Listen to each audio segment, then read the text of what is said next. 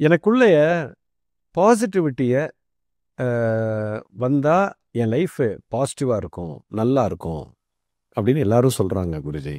ஆனா உங்க லைஃப்ல பாசிட்டிவா எப்படி குருஜி இருக்கிறது? லைஃபே நெகட்டிவா தானே பார்க்க வேண்டியிருக்கு. எது பார்த்தாலும் பயமாவே இருக்கு. ஐயோ! இப்படி நடக்கலைன்னா என்ன பண்றது? இப்படி ஆயிடுச்சுன்னா என்ன பண்றது? அது ஆயிடுச்சுன்னா என்ன பண்றது? இதாயிடுச்சுன்னா என்ன பண்றதுன்னு எல்லாருமே பயந்து போய் தானே இருக்கிறோம். கரெக்ட்டா சொன்னீங்க.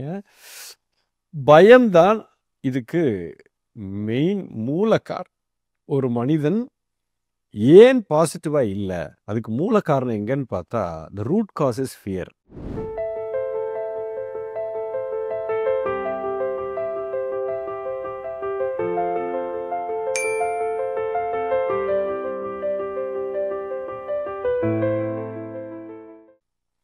And when you look at அந்த பயத்த நீங்க ரூட் காஸா நீங்க பார்த்துட்டீங்க அப்படின்னா, அடுத்தது முக்கியமான காரணம் பயம் ஏன் வந்துச்சு?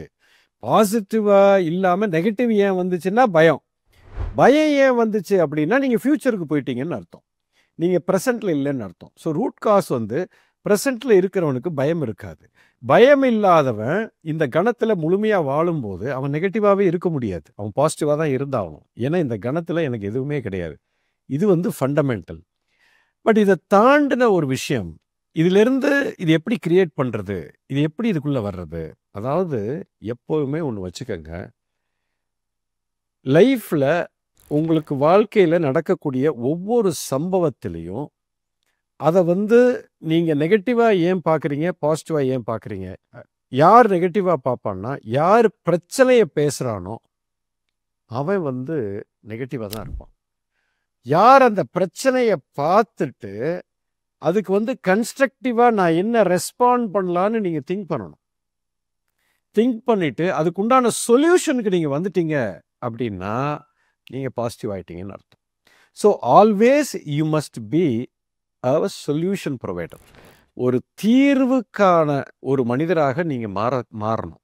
நீங்க பிரச்சனைக்குரிய மனிதரா இருக்கக்கூடாது. எப்போ பிரச்சனையை விட்டு தீர்வுக்கு வந்துட்டீங்களோ, டெய்லி பிரச்சனைனா என்னது? நல்லா புரிஞ்சுக்கோங்க. நீங்க ஒரு விஷயத்தை இப்படி நடக்கணும்னு நினைக்கிறீங்க. அப்படி நடக்கல அப்படின்னா, அத ஒரு ப்ராப்ளம்னு சொல்றீங்க.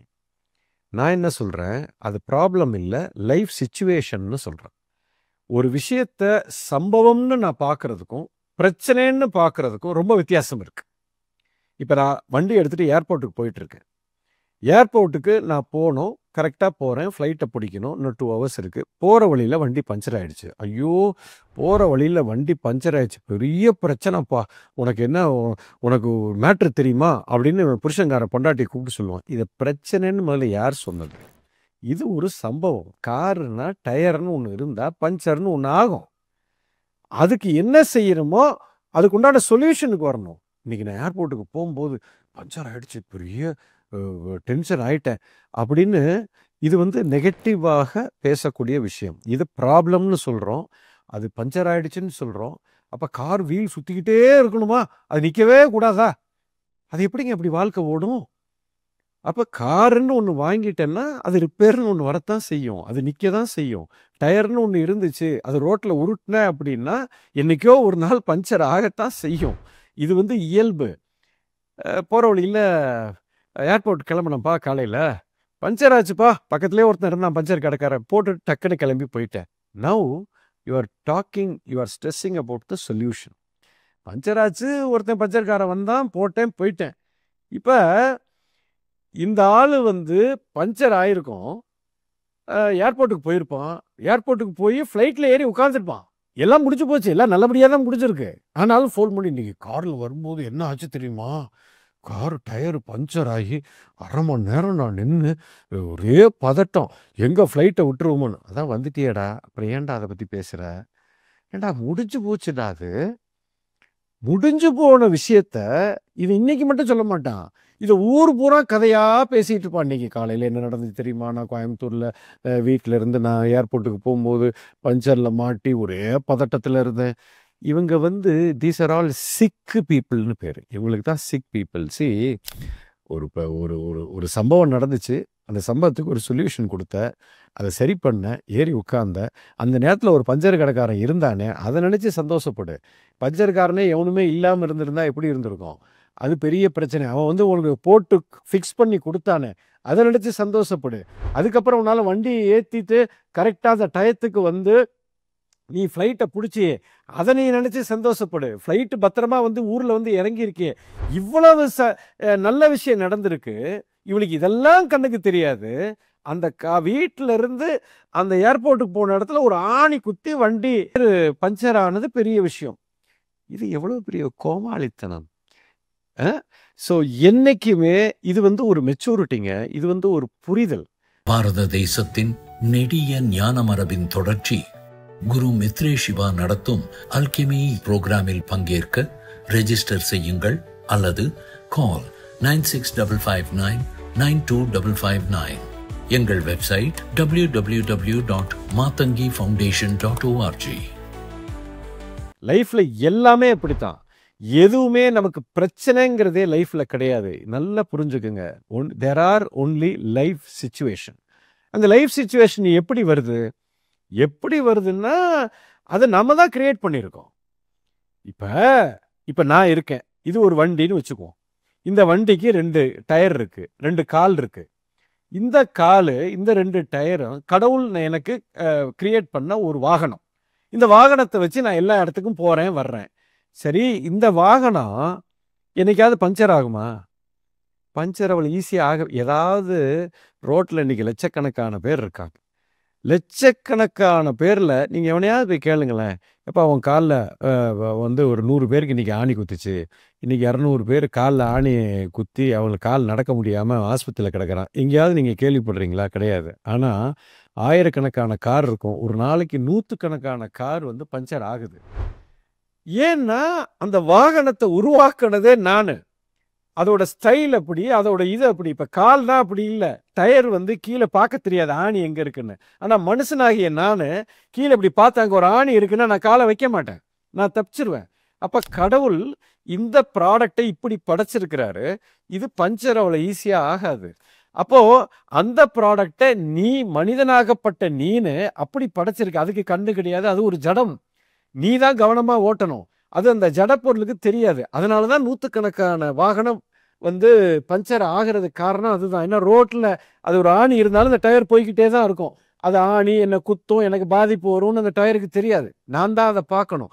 ஸோ இப்படிப்பட்ட அந்த பொருளை உற்பத்தி பண்ணும் போதே அதில் ஒரு குறைபாடு இருக்குது. அதனால எனக்கு பஞ்சர் ஆகுது. அதை பஞ்சரை நான் ப்ராப்ளம்னு எப்படி சொல்ல முடியும்? வாழ்க்கையில் எல்லாமே அப்படிதான். ஒரு ஒரு ஒரு தப்பான விஷயம். ஒரு சட்னி வைக்கிறீங்க வீட்டில். ஐயோ இன்னைக்கு சட்னி கெட்டு போச்சு, எனக்கு பிடிக்கவே இல்லை, அதனால எனக்கு வயிற்று வலி வந்துச்சு. இந்த கெட்டுப்போன சட்னினா கெட்டு போகத்தான் செய்யும். தேங்காய் சட்னி வச்சுன்னா கெட்டு போகும். அது பிரச்சனை இல்லை. It is a life situation. அது இயற்கைக்கு உட்பட்டது. தேங்காயை அரைச்சி இத்தனை மணி நேரம் வெப்பத்தில் இருந்தால் அது கெட்டு போகுங்கிறது விதி. அது உனக்கு தெரியல, அதை ஒரு பிரச்சனையாக நீ பார்த்து எனக்கு வயிற்று வலிக்குதுன்னு சொன்னால் அது நீ பண்ண முட்டாள்தனம். எல்லாமே லைஃப்பில் ஒன்று புரிஞ்சுக்கங்க, எல்லாமே ஒரு சட்டத்துக்கு உட்பட்டு இயங்கி கொண்டு இருக்குது. இப்போ திடீர்னு ஒருத்தர் செத்து போகிறான், திடீர்னு சாக மாட்டான்.